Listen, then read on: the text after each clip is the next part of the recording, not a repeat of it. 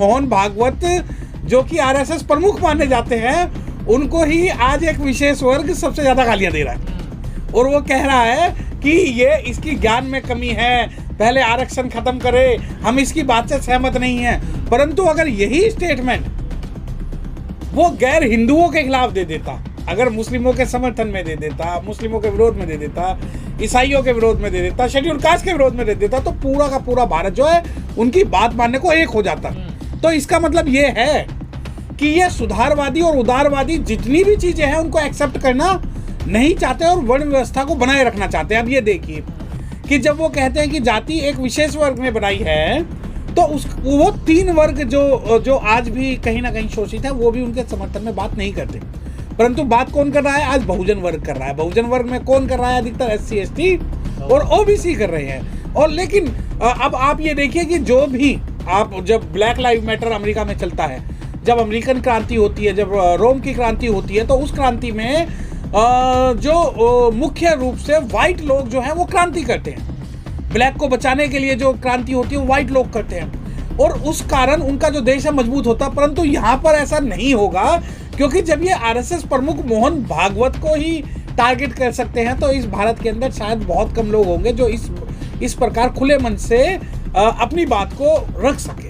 तो क्या मोहन भागवत को आहट होगी? जो आपका जो विमर्श चल रहा है, ये जो आंदोलन चल रहा है, क्या इसकी आहट हो गई है? ना, देखिए मोहन भागवत का जो स्टेटमेंट है वो हो सकता है उनका व्यक्तिगत स्टेटमेंट हो या उनके संघ का स्टेटमेंट हो। आपको ये बात समझनी पड़ेगी कि मोहन भागवत ने जो स्टेटमेंट दिया उसका संघ ने समर्थन नहीं किया है। अगर संघ उसका उस स्टेटमेंट का समर्थन करता तो इसका मतलब ये कि उन्हें आहट हो चुकी है और वो इस व्यवस्था में बदलाव करना चाहते हैं। अब ये देखिए कि मोहन भागवत के जो स्टेटमेंट, इस स्टेटमेंट से पहले जितने भी स्टेटमेंट थे वो संघ के स्टेटमेंट माने जाते थे, आरएसएस के स्टेटमेंट। ये क्यों नहीं माना जा रहा? ये इसलिए नहीं माना जा रहा क्योंकि कुछ लोग हैं जो व्यवस्था में बदलाव नहीं चाहते हैं। अब ये देखिए कि आज सबसे ज्यादा उनके लिए, अगर ब्राह्मण भी सुधार की बात करेगा तो ये ब्राह्मण को भी गालियां देंगे।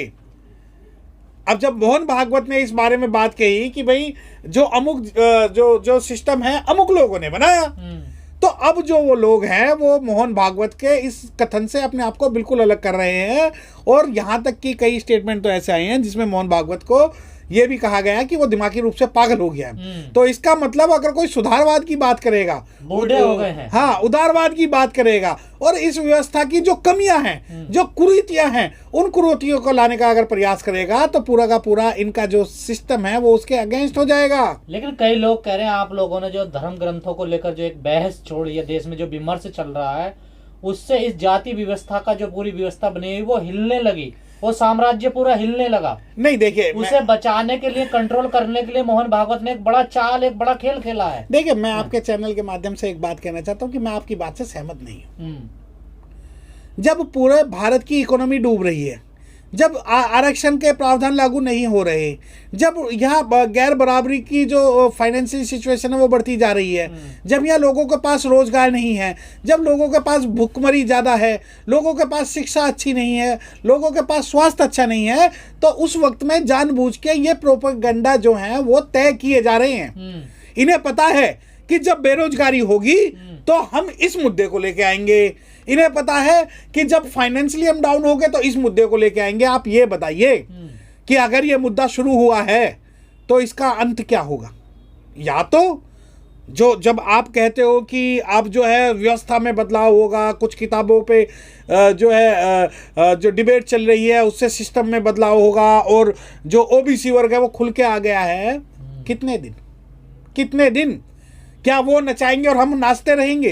अगर व्यवस्था से लड़ने की बात है तो इस कुरीति के खिलाफ और इस जो मानसिकता के खिलाफ लड़ाई अगर एक बार शुरू हुई है तो खत्म नहीं होनी चाहिए। परंतु ये लड़ाई जो है अब 2, 4, 5, 10 दिन में, 2, 4, 5, 10 दिन में कोई ये तिकड़मबाजी करेंगे और ये मुद्दे बदल जाएंगे। खत्म कहाँ हो रही है? जैसे मोहन भागवत का बयान आया कि पंडितों ने जाति बनाई है, तो अब सारे जो शूद्र, जो अनटचेबल है, अछूत, तो वो कह रहे हैं अगर पंडितों ने बनाई है तो पंडिती से खत्म करें जाति को। देखिए, दो बातें सुनो। मैं वही बात आपका जो है कि मोहन भागवत भी तो ब्राह्मण है ना। अरे, जब आप कहते हो कि अनटचेबल कह रहे हैं कि जातियों को खत्म ब्राह्मण लोग करें, नहीं, अनटचेबल का क्या लेना, अनटचेबल अछूत, वो अवर्ण जो बात करेगा सवर्ण करेंगे। सवर्ण कौन? ब्राह्मण क्षत्रिय वैश्य शूद्र।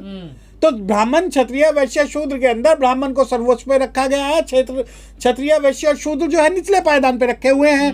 तो उनका अछूतों से क्या लेना देना, ना तो अछूतों से उनका कोई व्यवहार था, ना ही कोई संपर्क था, ना ही उनकी व्यवस्था थी। अवर्ण थे, अलग रहने वाले लोग थे और इनकी वर्ण व्यवस्था से दूर रहते थे। आरोप ये है ना शूद्रों, उन्होंने अछूतों ने शूद्रों को भड़काया है, तभी वो बगावत कर रहे हैं। अरे देखिए, जब अगर आप ये अछूत भड़का रहे हैं शूद्रों को, देखिए अगर आप ये कह रहे हैं कि अछूत भड़का रहे हैं, तो मैं आपको बता दूं जो ये किताबें हैं जिनके ऊपर डिबेट चल रहे हैं, इन डिबेटों में अछूतों से ज्यादा जो लिखा हुआ है वो शूद्रों के बारे में लिखा हुआ है। क्यों भड़काएगा अछूत? यही तो भड़का रहे हैं आप। देखिए सुनिए, किताबों में लिखा हुआ है, सुनिए, और वो बगावत पे उतर आए हैं।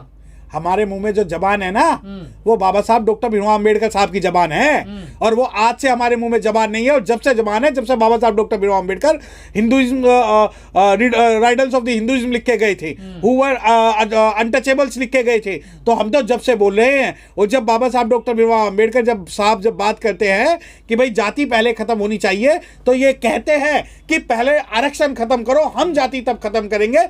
तो मेरा इनसे कहना है कि आपने 5000 साल पहले जाति बनाई और 70 साल के अंदर आप जाति खत्म करने की बात, आरक्षण खत्म करने की अगर बात कर रहे हो जो 70 साल पहले बना है, तो आज आप आरक्षण आज खत्म करिए, 2500 साल बाद आज आप जाति खत्म करिए और 2700 साल बाद जो है हम आरक्षण खत्म कर देंगे। दूसरी बात, जब आप कहते हो कि अनटचेबल्स ने ओबीसी को भड़काया, ना ऐसा है। आपको ये आपके चैनल के माध्यम से कह रहा हूं कि अनटचेबल्स के लीडर जो हैं बिल्कुल 0 या 1% रहे हैं। अनटचेबल्स के लीडर 0 से 1% रहे हैं। 90% जो लोग हैं, जो साधु हैं, जो संत हैं, जो सुधारक हैं, वो ओबीसी कम्युनिटी के रहे हैं। चाहे वो भगवान बुद्ध हो, चाहे सावित्रीबाई फूले हो, चाहे ज्योतिबा फूले हो, चाहे साहूजी महाराज हो, चाहे सम्राट अशोक हो, चाहे पेरियार हो, ये सभी के सभी जिन सिद्धांतों को पढ़ते हैं वो सारे के सारे ओबीसी हैं, अनटचेबल्स नहीं है।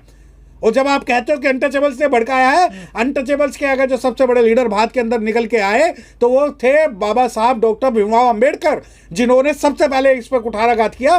परंतु अगर आप बात करोगे, तो चाहे साउथ के अंदर की बात करें, चाहे उत्तर भारत की बात करें, चाहे मध्यम भारत की बात करें, तो जो लीडर्स हैं, जो विचारधारा है, जो सिद्धांत है, वो सबसे ज्यादा जो है ओबीसी महापुरुषों ने हमें दिए हैं, ना कि अनटचेबल्स महापुरुषों ने हमें दिए हैं। अनटचेबल्स के जो महापुरुष हैं, जिसे आप कह रहे हो कि अनटचेबल्स की भाषा बोल रहे हैं, ना हमारे पास तो ना शिक्षा का अधिकार था, ना सुनने का अधिकार था, ना बोलने का अधिकार था, ना लड़ने का अधिकार था, ना धन संपदा इकट्ठी करने का अधिकार था। ये सभी अधिकार जो छीने गए वो ओबीसी वर्ग से छीने गए, क्योंकि हमारी अपनी बिल्कुल अलग संस्कृति थी, अलग संस्कृति है आज भी। और जब आप कहते हो कि पहले जो एससीओ ने भड़काया, एससीओ ने कुछ नहीं भड़काया। आप अगर भगवान बुद्ध से पढ़ना शुरू करेंगे, सम्राट अशोक, आप ही पहले कहते ना हम हिंदू नहीं है, अब पिछड़े भी कहने लगे कि हम भी हिंदू नहीं है, जिनकी आबादी 52% है देश में। तो अब जो हिंदू राष्ट्र बनाने का सपना देख रहे हो तो परेशान है ना। देखिए हिंदू राष्ट्र, दलित कह रहे हैं हम हिंदू नहीं, अब पिछले कहने लगे हम भी हिंदू नहीं है। क्यों परेशान है? एक मोहन भागवत अगर हिंदू राष्ट्र बनाने की दिशा में एक कदम रखता है तो आप मोहन भागवत के पैर खींचते हो। आप जब कहते हो कि हिंदू राष्ट्र बनाना, तो हिंदू गांव तो बना के दिखाओ एक। अब मोहन भागवत की जब जहां तक बात है, जब इस समर्थन में बात करते हैं कि जाति व्यवस्था उन्होंने बनाई, ये तो सबको पता है किसने बनाई। अब आप भी मोहन भागवत को इसलिए लेके आ रहे हो क्योंकि मोहन भागवत का जो स्टेटमेंट है आपके फेवर में आ रहा है। परंतु मोहन भागवत जब गैर हिंदुओं के और जब गैर हिंदुओं का, गैर ब्राह्मणों के विरोध में जब बोलते हैं, तो तब कोई नहीं बोलता इनके सब, क्योंकि इन लोगों को चाहिए कि जो अखंड राष्ट्र बनाने का जो सपना है, सनातनी भारत बनाने का जो सपना है, उसका मतलब है सिर्फ एक विशेष वर्ग का राज। और उस विशेष वर्ग को अगर कोई चैलेंज करेगा, चाहे वो मोहन भागवत हो, चाहे भारत का प्रधानमंत्री हो, चाहे भारत का राष्ट्रपति हो, उन सभी लोगों को ये टारगेट करेंगे और उनकी बात नहीं मानेंगे। अब तो कई लोग कह रहे हैं कि प्रधानमंत्री जी की भी सहमति है, चुप्पी नहीं तोड़ रहे हैं, वो क्या सहमति दे रहे हैं। देखिए प्रधानमंत्री, सुनिए, अब मुझे नहीं पता कि आप कौन से प्रधानमंत्री की बात कर रहे हैं कि पिछड़े हैं। ऐसे तो 10 प्रधानमंत्री आरएसएस बनाने का जो है मादा रखती है, और जो आरएसएस है ऐसे प्रधानमंत्री 10 बनाएगी और आरएसएस के खिलाफ कोई नहीं जा सकता। परंतु मैं इस बात का स्वागत करता हूं, अगर अखंड भारत बनाने के निर्माण में अगर पहला कदम कोई भी लीडर अगर जाति तोड़ों की बात करता है और विशेष वर्ग का वर्चस्व तोड़ने की अगर बात करता है, तो हम उसके साथ खड़े हैं।